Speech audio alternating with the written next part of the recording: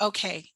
He will ask the parties that won enough votes to get into the Knesset who should build a coalition to who will form a government तो to lead Israel. राष्ट्रपति सारे जो elected लोग हैं उनको पूछेंगे कि आप किसको पुडारी किसको प्रधानमंत्री आप बनाना चाहते हो.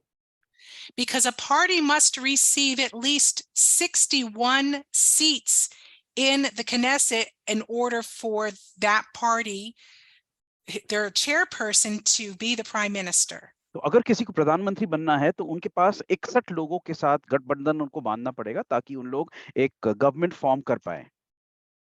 So because the Likud party did not get at least 61 seats, they have to build a coalition in order to have an official government. तो इन लिकुड को पूरा 61 सीट्स नहीं मिला था तो इसलिए उनको बाकी लोगों के साथ जुड़ना पड़ेगा और एक गठबंधन फॉर्म करना पड़ेगा ताकि उन लोग एक गवर्नमेंट खड़ी कर पाए. So Benjamin Netanyahu was chosen to try to build a government, and he was given 28 days for this task. तो बिन्यामिन नेतन्याहू को उन लोग ने चुना कि आप गवर्नमेंट फॉर्म करिए और उनको 28 दिन दिया गया ताकि ये खड़ा कर पाए. During those 28 days, he will meet with the leaders of the other parties that he wants to build a government with. तो 28 दिन में वो बाकी जो पार्टीज के जो पुडारी हैं वो सब के साथ मिलेंगे और उनके साथ वो बातचीत करेंगे गवर्नमेंट फॉर्म करने के लिए. So you may have heard in the news that it's a right-wing government, meaning all the parties represent a very conservative perspective. ये आपने सुना होगा न्यूज़ में कि जो गवर्नमेंट फॉर्म हो रहा है वो राइट विंग गवर्नमेंट है, मतलब जो लोग बहुत कट्टर है उनके सोचने और उनके विचार में. What that means is he is not working with parties that are on the left or in the center. He's on the far right. मतलब जो जिनके साथ वो काम कर रहे हैं वो काफी मतलब सख्त सोचने वाले लोग हैं जो जिसको बोलते हैं राइट विंग पार्टीज के, उनके साथ वो काम कर रहे हैं. Because what's ideal in order to have a stable government in Israel is that they have an oversized coalition. क्योंकि अगर गवर्नमेंट को 4 साल रहना पड़ेगा तो उनको एक बड़ा गठबंधन लाना पड़ेगा ताकि कुछ गड़बड़ ना हो बीच में. And what an oversized coalition means is they will have more than 61 seats in the Knesset.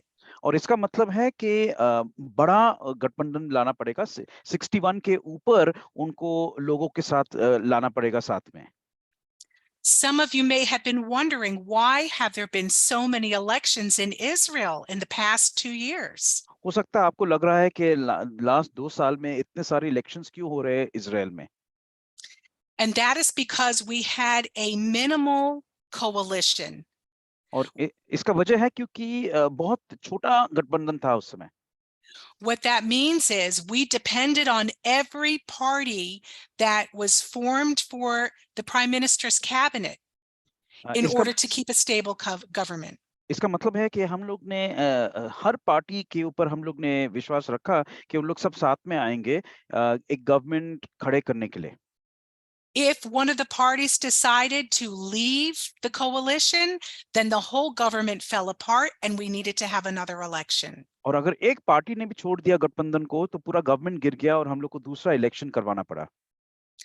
With an oversized coalition, over 61 seats, if one party decides to leave, we still have a stable government. अगर बड़ा गठबंधन है, अगर एक party ने भी छोड़ दिया फिर भी हम लोग के पास 61 लोग रहेंगे गवर्नमेंट में ताकि गवर्नमेंट गिर ना जाए. So Benjamin Netanyahu is spending these 28 days negotiating with these other parties that are on the right. तो बिन्यामिन नेतन्याहू 28 दिन में बाकी सब जो पार्टीज है जो राइट विंग पार्टीज है सबके साथ वो बातचीत कर रहे हैं. But this comes at a cost. लेकिन इसका एक बड़ा दाम भी होता है इसके वजह का. You may have heard that we in Israel love to bargain. आपने सुना होगा कि हम लोग इजराइल में हम लोग बहुत नेगोशिएशंस करते हैं. Well, the party leaders are bargaining for certain positions in the government. तो पार्टी के जो लीडर्स हैं बहुत मतलब बार्गेन कर रहे हैं, उन लोग बातचीत कर रहे हैं पोजीशंस के लिए, सीट्स के लिए गवर्नमेंट में। And so we have a new party that's part of the Knesset. They've never been a part of the Knesset before. और एक नया पार्टी है जो कभी पहले पूरे पार्लियामेंट में उन लोग कभी नहीं थे, लेकिन उन लोग पहली बार उन लोग आ चुके हैं। And they are on the extreme right. और उन लोग बहुत ही ज्यादा कट्टर लोग हैं। And they are wanting key positions in the government that is causing tension here in Israel. और उनकी मांग है कि उन लोग को बहुत बड़े बड़े अच्छे अच्छे पोजीशंस उनको मिलना चाहिए, और उसके वजह से थोड़ा तनाव हो रहा है ये सब बातचीत में। During this week, Benjamin Netanyahu only has one more party to bring on to form a complete coalition. अब ये हफ्ते में बिन्यामिन नेतन्याहू को सिर्फ एक पार्टी को और लाना है ताकि वो गठबंधन पूरा कर पाए। But as you've heard in the news, we have already had terrorist attacks here in Israel because of this extreme right-wing perspective. हो सकता है आपने न्यूज़ में सुना होगा कि ये सब की वजह से आतंकवादी हमले बहुत ज्यादा हो रहे हैं, क्योंकि ये गवर्नमेंट जो आ रहा है तो लोग और भी आतंकवादी बढ़ा रहे हैं। Now, part of this is good because they want to extend Israel's sovereignty over the land that was promised to the children of Abraham, Isaac, and Jacob. एक तरीके से ये अच्छा है, क्योंकि उन लोग जो पूरा जो भूमि है उन लोग सब साथ में लाना चाहते हैं। जैसे हम लोग बाइबल में भी हम लोग अपने स्टडीज में लेते हैं ना, जुडिया समारिया वगैरह के बारे में हम लोग जो बात करते हैं, वो पूरे लैंड को उन लोग साथ में लाना चाहते हैं इजराइल के नीचे। But we need to pray that this is done with wisdom. लेकिन हमें प्रार्थना करना है कि ये बुद्धि के साथ हो जाए, and not rashly. लेकिन एक गलत तरीके से ये ना हो जाए, because lives will be lost. क्योंकि अगर गलत तरीके से किया तो काफी लोग मर सकते हैं। Just as we saw the loss of the 16-year-old young boy who was waiting for a bus. जैसे हमने अभी भी देखा कि एक 16 साल के लड़के को उन लोग ने मार दिया, आतंकवादी ने, जो बेचारा सिर्फ रुका था एक बस में चढ़ने के लिए। And so this is an area that really needs prayer. तो इसलिए हमें इस एरिया में, इस विषय पे हम लोग को बहुत प्रार्थना करना है।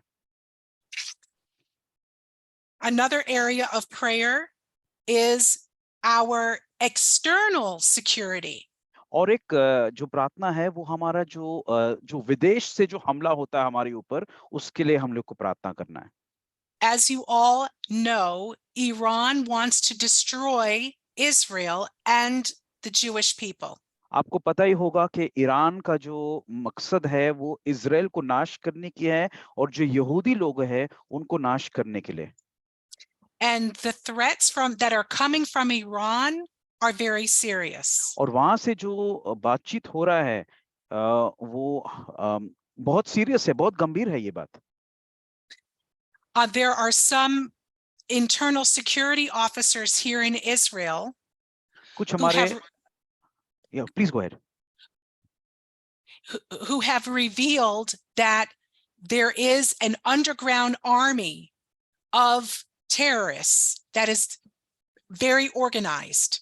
हम लोग के जो भीतर जो ऑफिसर्स है, जो सिक्योरिटी लोग हैं, उन लोग ने हमें बताया है कि ईरान ने बहुत छुपे हुए लोगों को खड़ा कर दिया है, जो हम लोग देखते भी नहीं है, ऐसे लोगों को उन लोग ने खड़ा किया है, जो लोग बहुत प्लानिंग करके उन लोग इजराइल के ऊपर हमला करना चाहते हैं। They have weapons, guns, ammunition. उनके पास काफी हथियार हैं। And they are training right under our nose. In other words, they are training right in our midst and we don't even realize it. हम लोग को पता भी नहीं है, लेकिन वो ऑलरेडी हमारे बीच में है, और वो उन लोग ऑलरेडी ट्रेनिंग कर रहे हैं हमारे ऊपर हमला करने की। And Iran is one of the investors into this underground army. और ईरान ने काफी पैसा डाला हुआ है ये सब चीजों के लिए।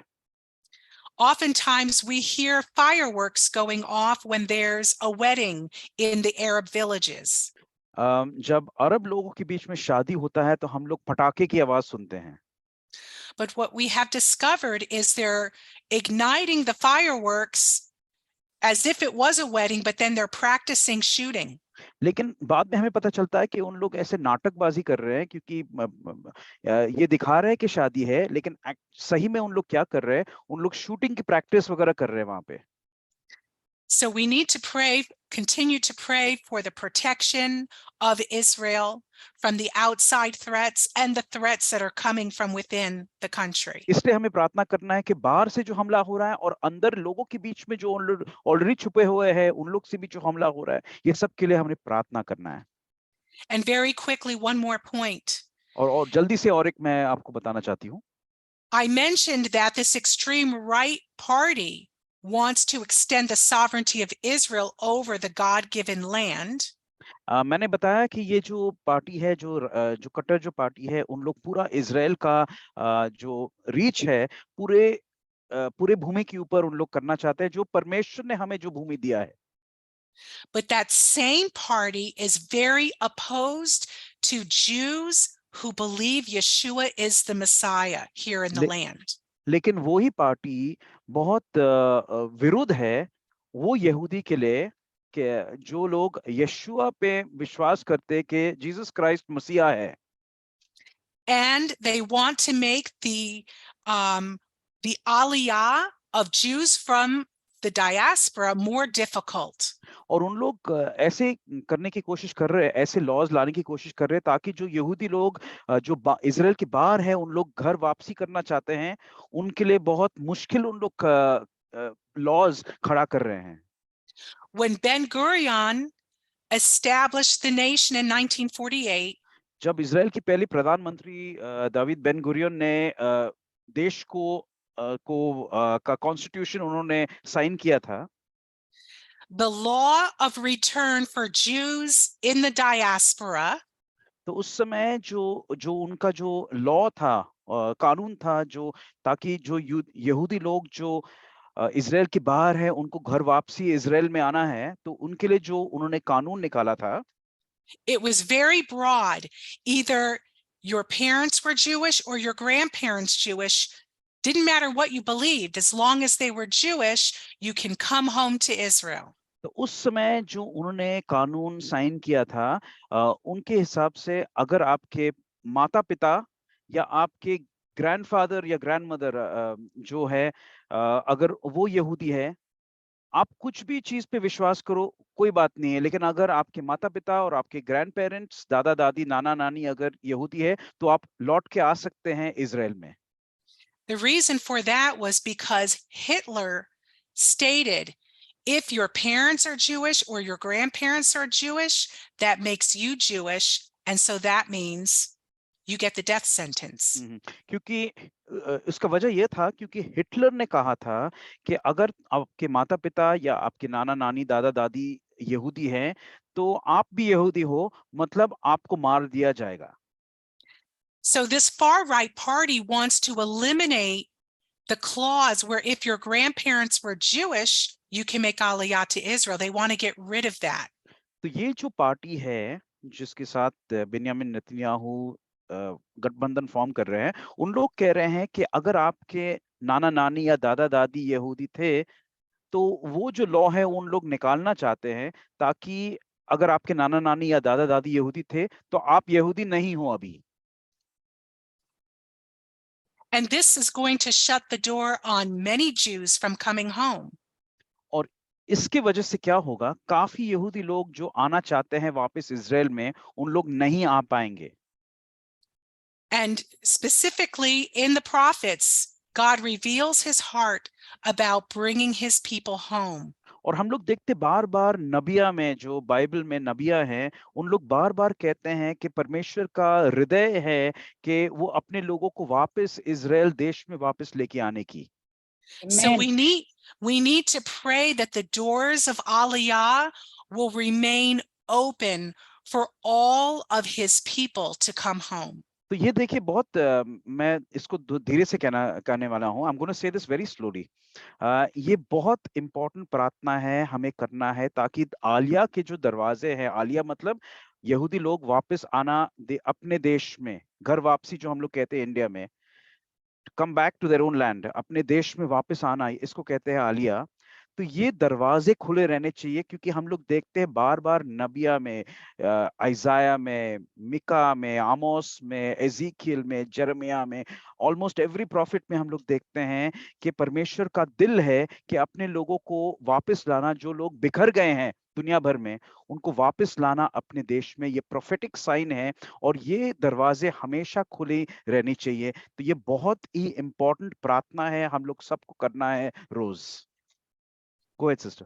So just in summary, please pray for the formation of our government, that they will fear the Lord. तो गवर्नमेंट के लिए प्लीज आप प्रार्थना करिए कि वो लोग यहोवा की भय रखने वाले लोग उन लोग बने रहे। Amen. Please pray for our internal security among all those within the country. Please pray for our external security with those that want to completely destroy us. And please pray for the aliyah of the descendants of Abraham, Isaac, and Jacob. Please आप प्रार्थना करिए कि हमारा जो देश के अंदर जो लोग हमें मारना चाहते हैं, और जो देश के बाहर के जो लोग जो हमें मारना चाहते हैं, पूरी सिक्योरिटी के लिए आप प्रार्थना करिए। और जो लोग को लाना है वापस दुनिया भर से, जो यहूदी लोग को वापस आना है इज़राइल में, उनके लिए भी आप प्लीज प्रार्थना करिए।